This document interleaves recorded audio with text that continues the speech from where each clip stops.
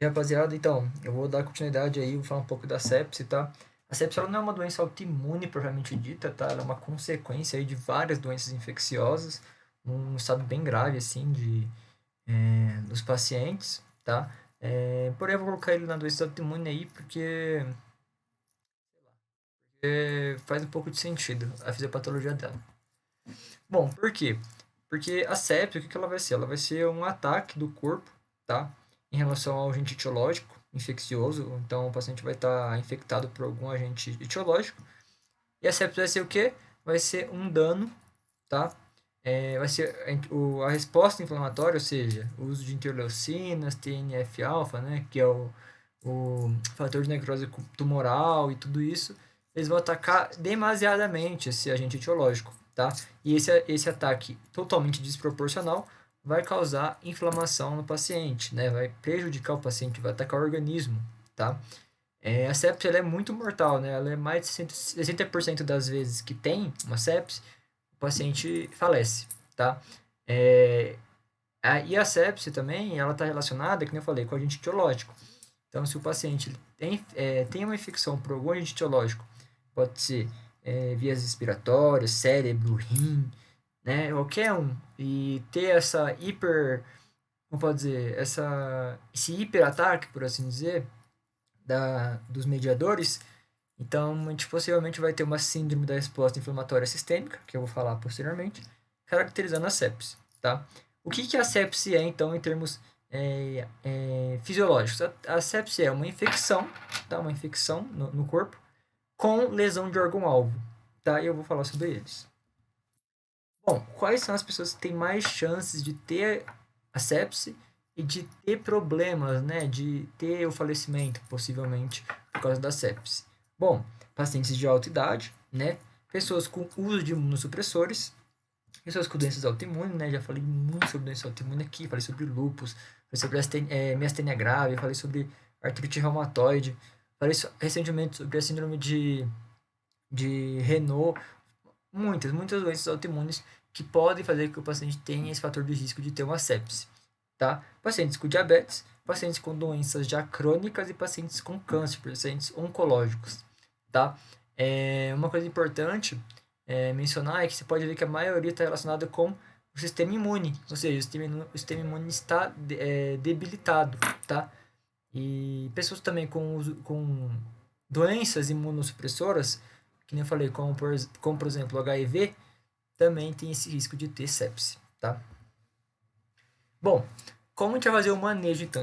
Como a gente vai caracterizar e ver se o paciente tem sepse ou não? Bom, a gente vai ver os critérios de Sears. Os critérios de Sears é a síndrome da resposta inflamatória sistêmica. Coloquei aguda aí, mas nada a ver.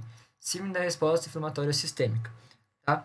A gente vai ver os critérios que eu vou explicar e a gente vai suspeitar. Com isso, a gente vai suspeitar se o paciente está ou não com uma infecção generalizada, tá? Depois a gente vai procurar o foco de infecção, ou seja, onde será que está causando, né? Onde será que está essa sepse, principalmente. E depois a gente vai ver se tem lesão de órgão-alvo com o Quicksilva, tá? O Quicksilva é um score que a gente tem. A gente tem o SOFA normal e o Quicksilva. Eu vou explicar um pouco deles também. Bom, então, como a gente vai saber se o paciente está com CIRIS, ou seja, uma síndrome da resposta inflamatória sistêmica? Como a gente vai saber se o paciente está, é, está com uma resposta inflamatória, né? Está com o seu sistema imunológico está atacando alguma parte inflamatória. Bom, a gente tem 5 coisas que a gente consegue ver e consegue ter como critério. Primeiro é a frequência cardíaca. A frequência cardíaca tem que estar mais que 90 por minuto. Uma taquicardia, né? Uma taquicardia. A frequência respiratória maior que 20 vezes por minuto, ou seja, uma taquipneia, tá? A temperatura axilar tem que estar ou acima de 38 graus, uma pessoa com febre, né? Ou menor que 36 graus, com hipotermia, tá? A gente pode fazer também, esses aí a gente consegue fazer com testes físicos, né? Esses três, a frequência cardíaca, a frequência respiratória e temperatura axilar. A gente consegue fazer também o leucograma, né? O leucograma já é laboratório, né? Então a gente vai ver a questão dos leucócitos. Se tiver mais que 12 mil leucócitos, a gente está com uma leucocitose, tá? Se a gente tiver menor do que 4 mil, a gente está com uma leucopenia, tá? Nesses dois casos, vai caracterizar os critérios de Sears, tá? e se a gente tiver bastonetes maior do que 10% também. Então, esses dois últimos aí são mais laboratoriais, né? Bom, agora procurando foco de infecção, a gente vai fazer a história do paciente, vai ver se ele tem. é, e, claro, relacionar também com os sintomas. Ele pode ter uma pneumonia adquirida pela comunidade, já fiz um vídeo sobre pneumonias aqui. E eu também já fiz um vídeo sobre infecções do trato urinário, endocardites, meningites, diverticulite, que eu também já fiz um vídeo em gastroenterologia. Então, a gente vai ver se ele tem essas infecções aí e ver exatamente o que está acontecendo em relação à história clínica do paciente, com a anamnese e com o exame físico. Tá, e agora a gente vai procurar se o paciente vai ter uma disfunção orgânica ou não. Disfunção orgânica, considere como lesão de órgão-alvo, tá? E aí, se ele tiver isso, ele vai ter uma sepse. Por quê? Ele vai ter uma infecção, que nem a gente viu lá no critério do Sears, né? Ele tem uma infecção e a gente vai ver se tem uma disfunção orgânica. E como a gente faz para a gente ver se tem uma disfunção orgânica? A gente avalia três coisas. A escala de Glasgow, ele vai ter que estar menor que 14, tá?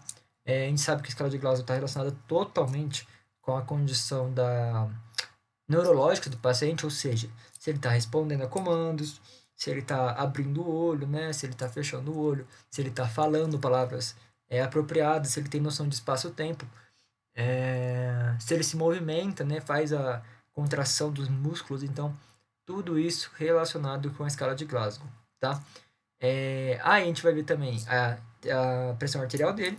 Se tiver uma hipotensão, ou seja, uma pressão sistólica menor do que 100, a gente também pode considerar um dos fatores do Quicksilver, tá? E uma frequência respiratória maior que 22, ou seja, uma taquipneia também. A frequência respiratória pode ser usada tanto para os critérios de Sears, tanto para Quicksilver. Além disso, a hipotensão. Não, além disso, a gente precisa ter dois desses critérios para ser um quicksilver, tá? Para a gente diagnosticar como um quicksilver, que vai ser uma disfunção orgânica ou uma lesão de órgão-alvo. No SOFA normal, a gente tem o quicksilver, que é para a gente fazer a questão rápida, e a gente tem o SOFA normal. Para que serve o SOFA normal?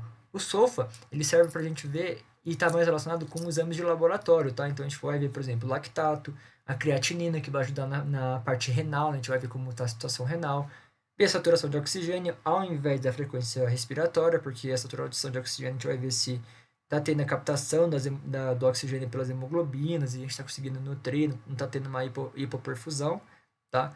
Ver se tem ver a situação da bilirrubina, a gente sabe que a bilirrubina é um dos critérios, um dos fatores aí que a gente consegue ver se o paciente tem icterícia ou não, eu falei sobre isso em hepatologia, e ver se vai ter uma plaquetopenia, tá? Ou seja, se vai ter uma diminuição das plaquetas, tá? Com problemas de coagulação, possivelmente, tá?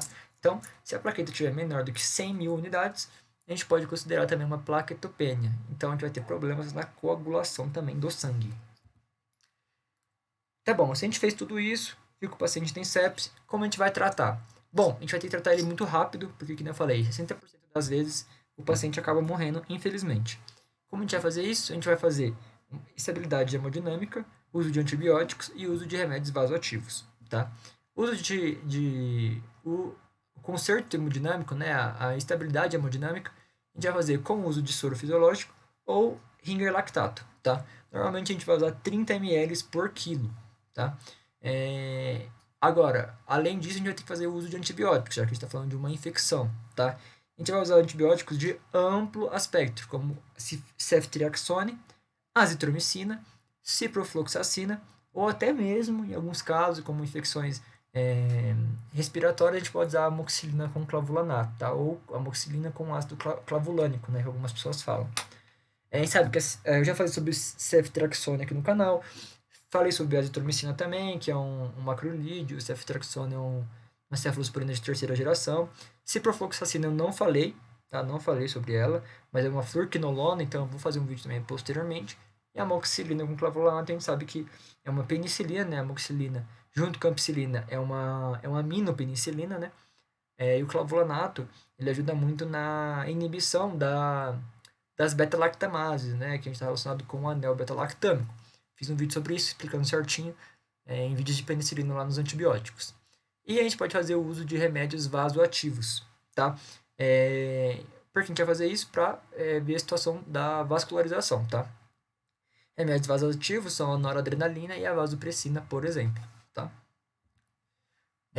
E aí, a gente pode fazer também mais duas coisas, essas duas avaliações, tá? Normalmente essas são importantes também, tá? Mas a gente tem que dar prioridade para essas três primeiras que eu mencionei.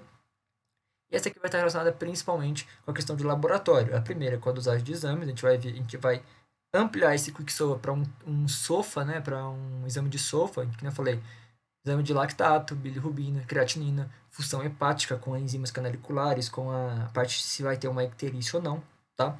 E hemocultura. Porque a gente faz hemocultura em dois lugares diferentes, de preferência, tá? Para a gente ver qual bactéria está fazendo, está desencadeando essa sepsis, e a gente tem um tratamento mais preciso. Que nem eu falei, a gente usa antibióticos de amplo espectro, para a gente ter maior probabilidade de pegar essa bactéria. Mas quando a gente sabe que bactéria é, a gente vai ter um tratamento mais direcionado a ela. E agora o resumo de tudo, tá? O resumo da sepse é o quê? A sepse é uma infecção mais uma disfunção orgânica ou uma lesão de órgão-alvo, que nem eu falei. Então, é a sepse, tá?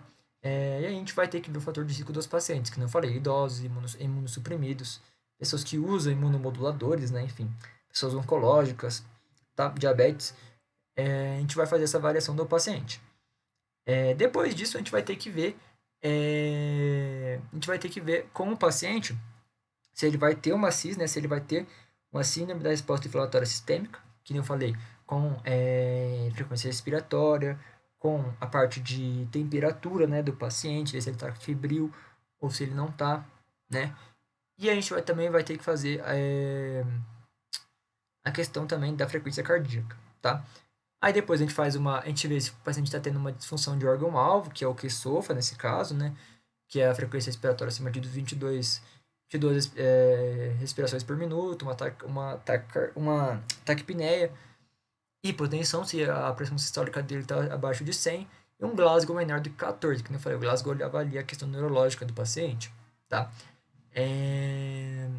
Aí depois a gente vai trocar o tratamento da primeira hora, que eu falei, restabelecimento da questão hemodinâmica do paciente, com uso de ringer lactato ou soro fisiológico, tá? A preferência é ringer lactato. Aí, uso de antibióticos de largo espectro, como ceftriaxone, que é uma cefalosporina de terceira geração, azitromicina, que é uma azitromicina, que é um macrólido, né? E o uso de remédios vasoativos, como a noradrenalina, tá? Vasopressina. A gente pode fazer também, depois disso, depois de tentar estabelecer o paciente, a gente faz o exame de dosagem. Então, a gente faz o SOFA geral, né? A gente faz a questão do lactato, função renal, função hepática, tá? E hemocultura para ver que bactéria está está ocasionando essa sepse e a gente tem um tratamento mais direcionado para ela, tá? E é isso, essa é a sepse.